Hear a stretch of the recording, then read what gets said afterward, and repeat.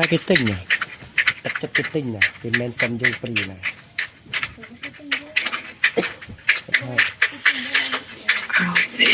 nó đang dung lụ là mệt rồi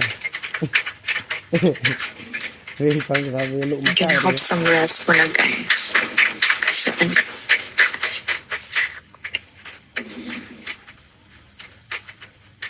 thật là mệt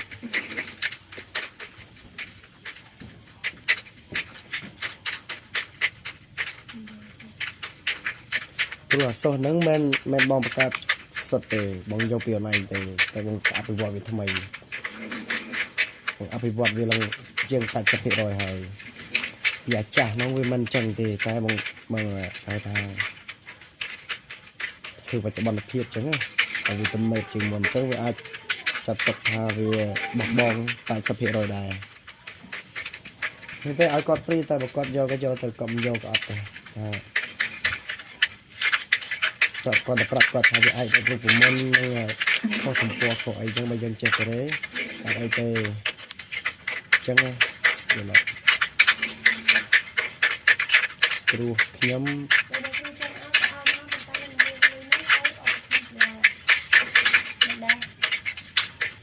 ទៅគេឲ្យលុយយើងត្រូវធ្វើចម្លើយគេស្អាតណាស់ឡើយបងធ្វើសាថ្មីហ៎លោកមានតែគេតាមឲ្យស្រេចគេធ្វើមកស្អាតតែម្ដង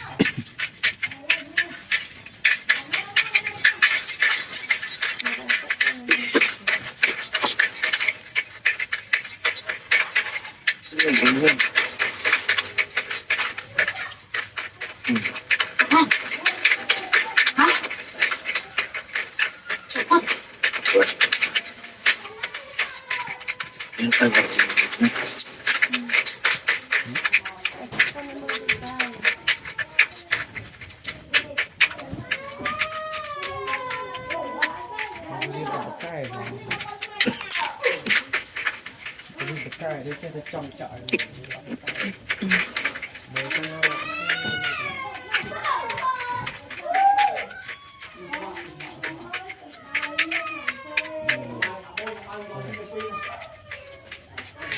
gang gang.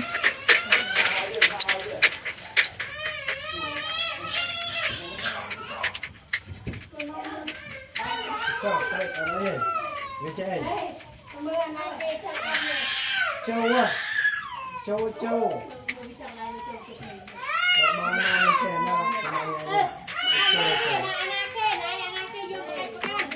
Chuyện